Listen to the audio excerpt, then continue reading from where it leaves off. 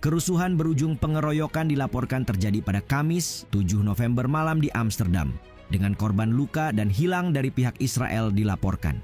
Berdasarkan kronologi yang dihimpun berbagai sumber, kejadian ini bermula ketika supporter Israel menunjukkan sikap anti-Palestina di tanah Belanda.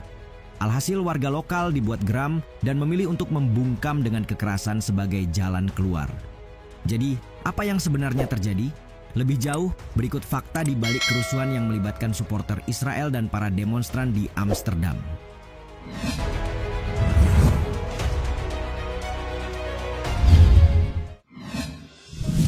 Bentrokan warga Israel di Amsterdam. Kekerasan terhadap supporter klub sepak bola Israel terus terjadi pada Kamis malam, entah di luar stadion utama Johan Cruyff Arena hingga area lain di kota itu. Menurut laporan Al Jazeera, para pendukung sepak bola Israel terlibat bentrokan dengan pengunjuk rasa pro-Palestina di Amsterdam, menjelang dan sesudah pertandingan Liga Eropa antara kesebelasan Maccabi Tel Aviv dan Ajax Amsterdam. Kementerian Luar Negeri Israel mengatakan 10 warganya terluka, sedang 3 orang dilaporkan hilang. Satu di antara mereka yang hilang adalah Guy Avidor, warga Israel Bulgaria berusia 33 tahun yang berangkat dari London untuk menyaksikan pertandingan. Pihak berwenang mengatakan bahwa situasi cenderung tenang setelahnya dan warga Israel diperintahkan untuk segera berlindung. Adapun kantor Perdana Menteri Benjamin Netanyahu hanya mengutuk serangan tanpa menjelaskan penyebab di balik insiden tersebut. Insiden yang sangat kejam terhadap warga Israel, ungkap Netanyahu dalam sebuah pernyataan pada hari Jumat. Masih dalam pernyataan yang sama, ia sekalian menyebut insiden itu sangat serius. Untuk selanjutnya menuntut agar pemerintah Belanda berikut pasukan keamanan mengambil tindakan tegas dan cepat terhadap pelaku, serta menjamin keselamatan warganya.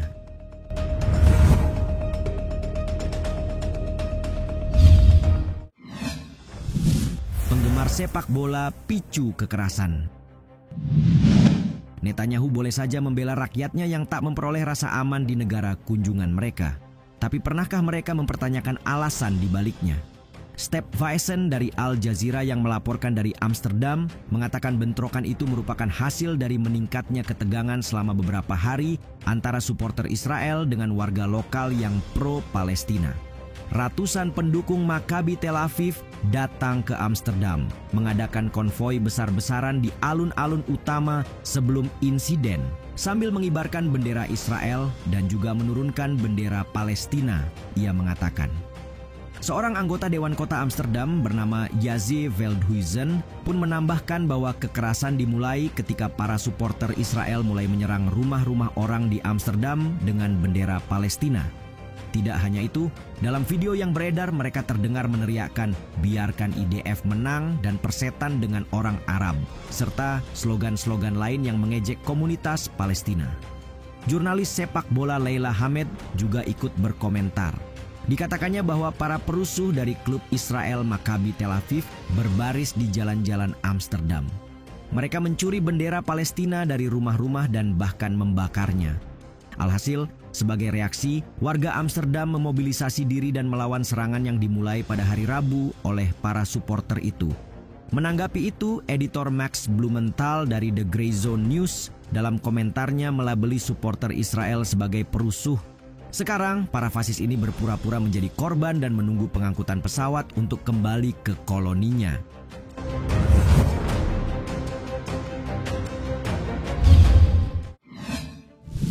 Masifnya gerakan anti-Israel di Belanda. Dari apa yang terlihat, mayoritas pemilik kepentingan di Amsterdam tampak tak memihak supporter Israel. Sebaliknya, tudingan terus berdatangan sementara dukungan terhadap Palestina mengudara di langit ibu kota Belanda. Benarkah ini sehubungan dengan gerakan anti-Israel di negara itu? Faktanya, intensitas demonstrasi anti-Israel di negara tersebut telah meningkat sejak konflik dimulai pada 7 Oktober 2023. Membuat tudingan makin masuk akal dari sudut pandang Zionis, menyusul insiden kekerasan yang terjadi baru-baru ini. Terbaru, The Jerusalem Post merilis sebuah laporan yang mengungkap sentimen anti-Israel dan antisemitisme di Belanda. Mengutip laporan eksklusif dan sangat rahasia dari Kementerian Urusan Diaspora dan Pemberantasan Antisemitisme Israel, agenda anti-Israel yang dimaksud mencakup demonstrasi publik, jaringan hukum dan keuangan, pengaruh media sosial, dan bahkan contoh-contoh hasutan. Dokumen yang ditulis pada bulan Mei 2024 itu sekaligus menggambarkan lingkungan semakin tidak bersahabat, di mana sentimen anti-Israel tidak hanya ditoleransi tetapi terkadang dirayakan dan didorong. Protes pro-Palestina tidak lagi sekedar ungkapan solidaritas, tetapi seringkali menyerukan isolasi total Israel dan terkadang tindakan kekerasan terhadap warga Israel dan Yahudi. Jerusalem Post mengutip dalam rilisnya. Laporan itu lantas mengacu pada protes Hari Nakba pada Mei 2022 di Dam Square sebagai lambang dari perubahan ini. Sementara untuk menggambarkan skalanya, kampanye terkoordinasi yang dipimpin oleh tokoh-tokoh utama publik dianggap sebagai bagiannya.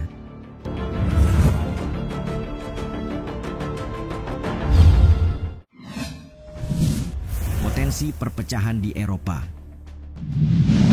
Konflik yang melibatkan warga Israel dan pendukung Palestina di Belanda sepertinya akan menjadi babak panjang dalam situasi tak berkesudahan ini.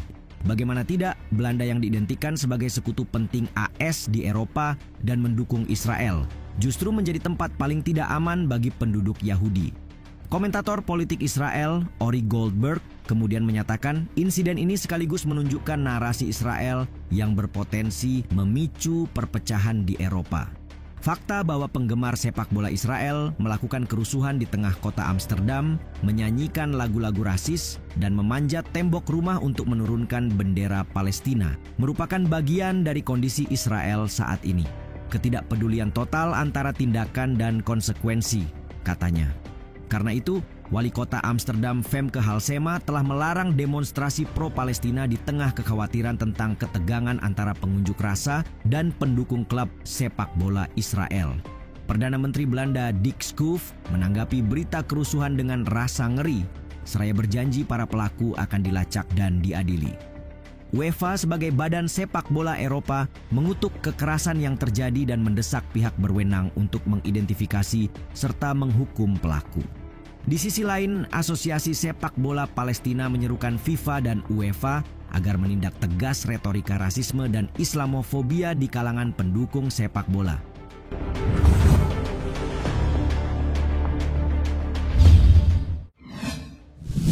Netanyahu geram dan evakuasi warganya.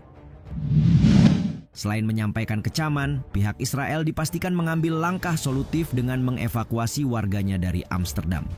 Tidak hanya itu, mengatakan selama pertemuan di Kementerian Luar Negeri untuk mengawasi evakuasi warga Israel dari Amsterdam, Netanyahu juga memerintahkan Mossad untuk menyusun rencana guna mencegah kekerasan pada acara-acara di luar negeri. Mengutip CNN, pemerintah Israel mengirimkan 6 pesawat untuk memulangkan pendukung sepak bola yang terlibat kerusuhan di Amsterdam dengan pemberangkatan yang dirincikan sebagai berikut. Penerbangan pertama yang membawa beberapa warga Israel tiba di Bandara Internasional Ben Gurion, Tel Aviv, Jumat 8 November. Sebanyak 4 penerbangan evakuasi dilaporkan mendarat, sementara 2 lainnya dilanjutkan pada hari Sabtu. Nah, bersamaan dengan penerbangan terakhir yang dilaporkan, sekitar 1.850 warga Israel dipastikan telah kembali dari Amsterdam ke Tel Aviv. Chairman El Al, maskapai penerbangan nasional Israel, Amikam Ben-Zvi, mengatakan para medis dan petugas medis berada di dalam pesawat evakuasi tersebut. Sementara Kementerian Luar Negeri Israel mengatakan, semua warga Israel di Amsterdam yang tidak dapat dihubungi telah ditemukan.